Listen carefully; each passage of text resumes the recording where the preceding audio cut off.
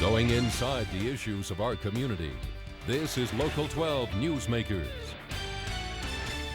Good morning and welcome to Local 12 Newsmakers. It seems every 2 years the number of people running for Cincinnati City Council grows. This year, 31 candidates are vying for 9 seats. That field includes 7 incumbents who generally enter a field race like this one with an advantage. 2 seats, those of David Pepper and Alicia Reese, who ran for mayor, are definitely open. In addition, the seat of Republican Sam Malone, who has faced a series of very public personal crises, and Chris Monzel, who ran in 2003 as an incumbent but finished 12th, 3,700 votes out of the running, and had to be appointed to his seat late last year. Both of those seats are certainly in play. Some of this year's non-incumbents ran well in 2003. Damon Lynch, the third, finished 10th, just 738 votes out of 9th place. Leslie Gibbs finished 11th, 2,950 votes, 55 votes out of 9th. Many others, like Jerry Krause, a longtime neighborhood council activist, have a base to start from, but not necessarily a citywide name recognition, much less citywide constituencies. That's especially a problem this year because most of the attention and the money will be sucked up by the mayoral race.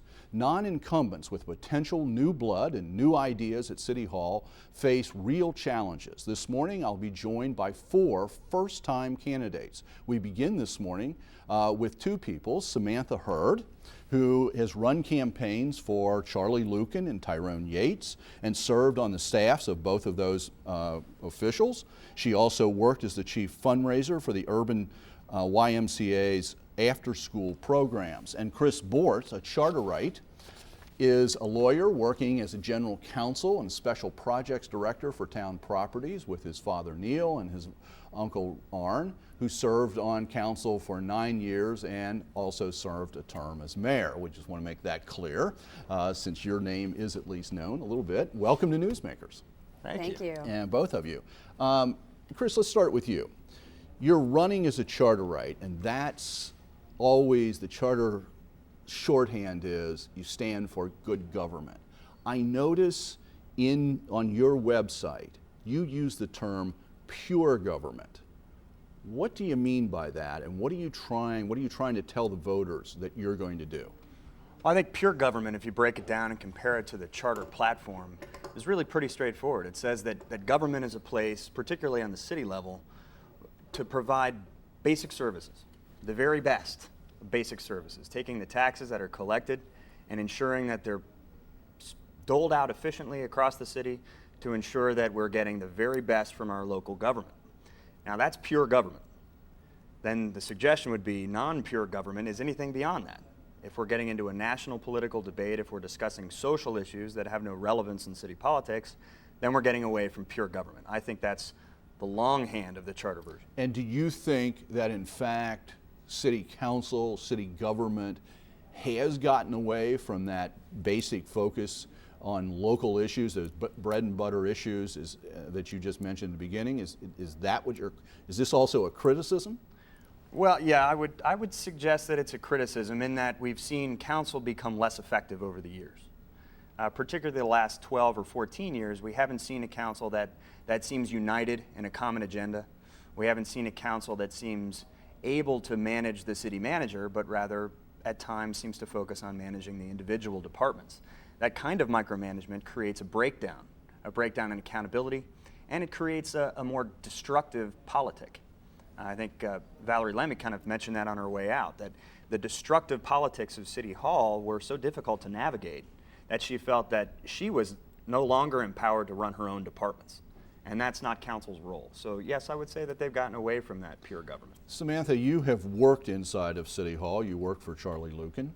What's your, and all the candidates out in the stump are talking about the fractured government, the broken government at City Hall. What's your observation about these sorts of things? Is this real? Is this something that you would agree with? And if so, is there any way to change it? I think there is a way to change it, and I do agree with some of the observations that Chris has made. Council, I think, has gotten into the habit of micromanaging a little too much. The role of council really needs to be more like a board of directors and allow the city manager to be the CEO. When you say micromanaging, and I'm not sure whether I've been looking at lots of people's statements, whether you use that or somebody else uses it, doesn't make any difference, but it gets used all the time. Can you give me an example of a council person who's gotten into micromanaging and an example of where they got into micromanaging? Well, I think, council's directive is to set policy.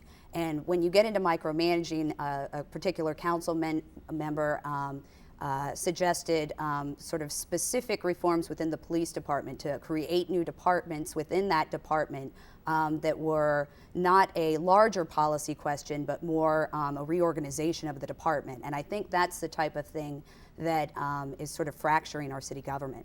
Okay, so trying to get in and tell the manager, or in this case the police chief, how to organize their department. Right. Samantha, your issue that I hear you talking about, that I see on your website, is job creation. Are you talking about Cincinnati getting better at recruiting jobs that may be in northern Kentucky or Butler County or Warren County right now and getting them inside the city to improve the tax base? Or are you talking about some kind of new jobs that are created in a different way? Well, I think I'm talking about both of them. What council has not been able to do is sort of mitigate this tide of citizens that's leaving Cincinnati. We've lost about 50,000 residents every 10 years for the past 4 decades. It's creating a fiscal strain on the city and increasing the taxes for those of us who remain. So we have to find new ways to attract and retain people. One of those is through job creation.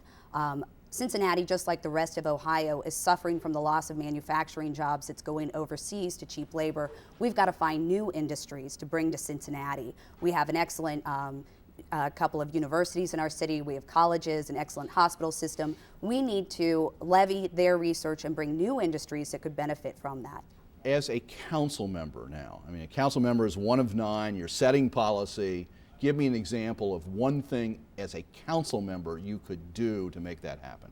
Well, I think, when you look at the city budget, partnering with those universities and perhaps using some of that money to get the message out to these new industries that Cincinnati has these resources here is a way that we could do that. Okay. Chris, you're an employee at Town Properties. You're a developer. Town Properties is all about building housing and creating and developing new places. We hear a lot about the inefficiency of City Hall in working with developers, small business people who want to get something done. And the image is constantly said, oh, there's so much red tape, there's so much back and forth, that they end up going someplace else, whether it's across the river or someplace else. Is that your experience with the city at Town Properties? And if so, what can be changed? That is my experience to a point.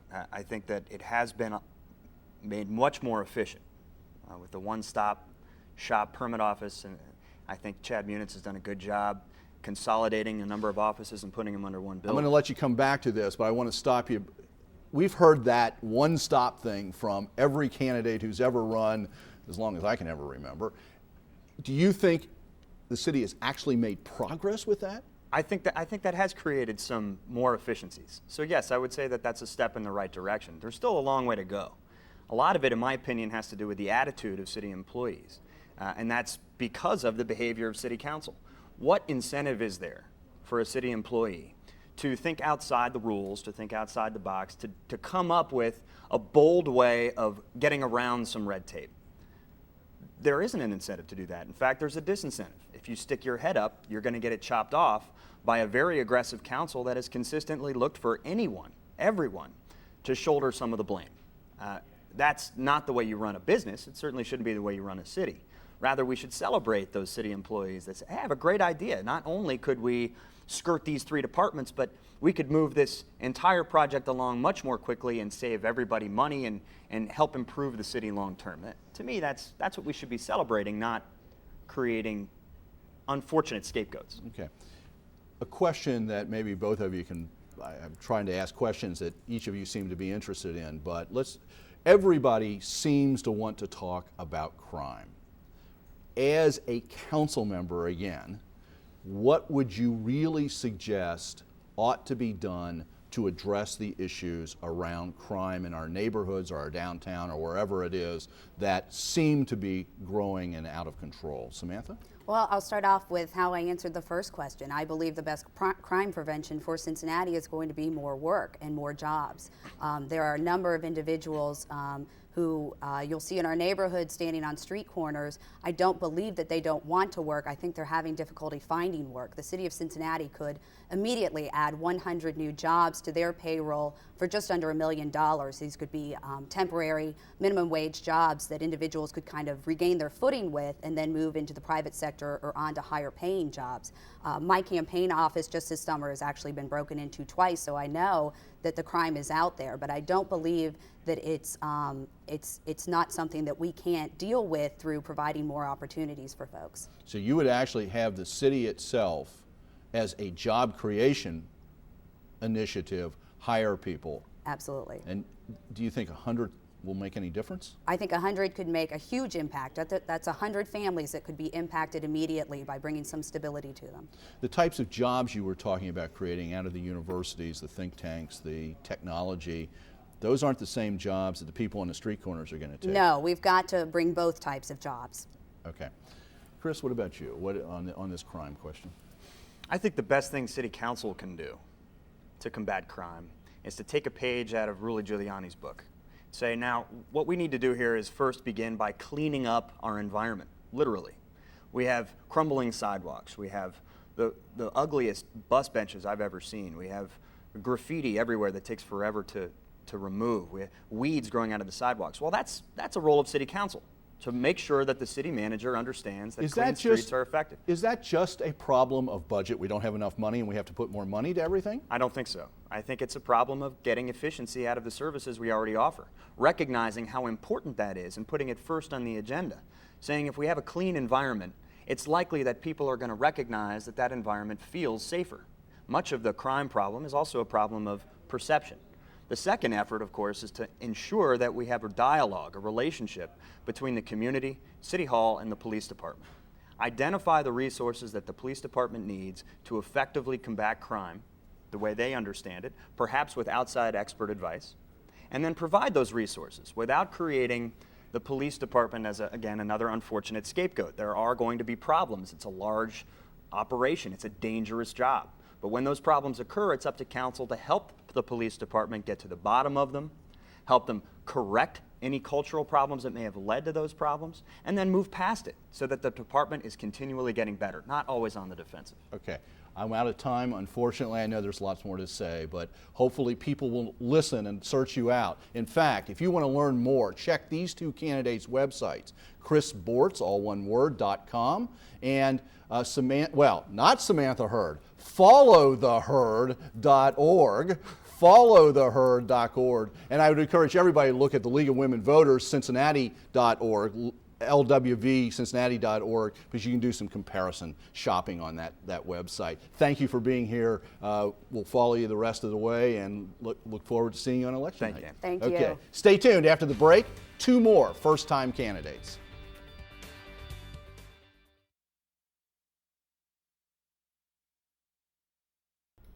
Welcome back. I'm now joined by two more first-time non-incumbent council candidates. John Eby, a Republican, has been active with the Westwood Civic Association. He helped create the Hands Across District 3 event in 2001 and 2002 as a way to support the Cincinnati Police Department. And Cecil Thomas, who served as a Cincinnati police officer for 27 years. In 2000, he became the executive director of the Cincinnati Human Relations Commission. Welcome to Newsmakers, John, and welcome back, Cecil. Oh, glad to be back. John, out on the stump, and you and I were at a common event on Thursday night, I heard you use a phrase, vision without planning is crazy, as a way of describing what you think is going on at City Hall right now. That's correct. What do you mean by that? Well, what I see happen a lot of times is when council comes together to make decisions, any decision that they make, they really don't research their projects very well. And what happens a lot of times is that we come up with half-baked ideas. I mean, I got to give them the credit, they recognize the problem, but they rush into the decision-making process so fast that they don't do any of the necessary research. They don't bring all the players to the table, and what happens is you end up with a half-baked idea. And Give me an example. I'll give you a perfect example. Our riverfront's been sitting empty for 5 years, right? Now, as a consulting electrical engineer, if I was the city's engineer and they were my client, I'd be sitting on the Western Hills Viaduct with a cup and a big beard saying, well, engineer for food if it sat empty for 5 years. We've got to find ways to get together with our county. We have to think regionally, and we have to start working regionally. And with the chaos that's going on down there at City Hall, we can't do that. And I'm sure the county commissioners don't want any part of that. That's a good example. Here's another example. The homicide task force that the vice mayor wanted to put together. Do you know what that is? I certainly don't, and I'm sure the police department doesn't. That's one of those things I'm talking about. If you're going to bring an ordinance or if you're going to bring a proposal, have your ducks in a row. Bring all the players to the table, and then when it goes forward, you know, it'll be a success. In other words, plan your work, then work your plan. Okay. Cecil, everybody seems this year to be talking about crime, police community relations. You were a police officer for 27 years. You were the head of the Human Relations Commission for the last 4 or 5 years. Yes. What is it, if you were a council member, that you think realistically you could do that you couldn't do as the head of the Human Relations Commission? What do you think you could do to begin addressing, let's start with the crime issue itself. Sure. Well, the simple solution is this. You know, the police department is not just sitting on their thumbs, twiddling their fingers, trying to figure out what to do. They've already did all of what needs to be done in terms of implementation, such as CPOP, this whole collaborative agreement, and all the effort and work that was put forth to move that forward. As a council member, what I couldn't do as the Human Relations Commission director, I could not have the leadway to get more communities involved in the whole CPOP process. This whole concept of community problem-oriented policing, it brings the community on the same page with the police in terms of understanding crime, understanding how to identify what the problems are, understanding how to communicate back and forth to work together as a community, and the community and the police working together to solve the problem. So are you saying that the police have actually moved farther ahead on implementation of some of the things that we talked about with the collaborative than has the community? Absolutely. The community is, certain segments of our community are still under the, well, I don't trust the police. So they're not going to buy into CPOP. They're not going to buy into ComStack and all the other methodologies that we're using now that we weren't using in the past. My role as a council member is to, and a former police officer, is to convince these community councils or some of the folks in the community, convince them, look, this is the way we need to go. And that role, I think I can be more effective as a member of council. John, on the crime issue, you're from Westwood. This has been your neighborhood, and the West Side has felt some particular stress over the last few years. What do you think about addressing the crime issue? Well, I think addressing the crime issue, and I'll use a geeky engineering term, it's called closed loop feedback control. Oh my gosh, okay, go ahead. The output. We'll add that to CPOP, but go ahead. Gotcha. The output is driven by the input. You know, crime is the, how do I say this? Crime is the byproduct of all the other failed policies that have happened. We have an empty riverfront. That directly affects jobs in our city, which directly affects our neighborhoods. Education, if we have 50% of African American males failing high school, guess what? That's a problem for our city. A lot of people don't want to talk about that, but you know what? It is council's problem, because those people are going to end up on the street. So what I'm saying is we have to change all of the inputs. It's not just about crime enforcement. People ask me all the time on the trail, is it tougher policing or is it better police community relations? I tell them this, get rid of the or, make it an and. It's all about smarter policing and better police communications and education and job development. It's all of these things. Last night's forum, a lot of people were saying, you know, oh, here's the solution to this. for crime. The point is, it's so complicated that we have to bring all of the players to the table. Once again, a solid plan with all of the players at the table will help reduce crime. Cecil, you, not only as a police officer, but particularly as your role at Human Relations, and you were there beginning in 2000, so you were there in 2001. Absolutely. You were literally between some of these forces at Yes. one of the worst moments. Yes. John brings up this question about youth and education. As a council member, what do you think the role ought to be for a council member in the area of education and addressing issues that are of concern to the youth? In the aftermath of the unrest of 2001, many of us came together.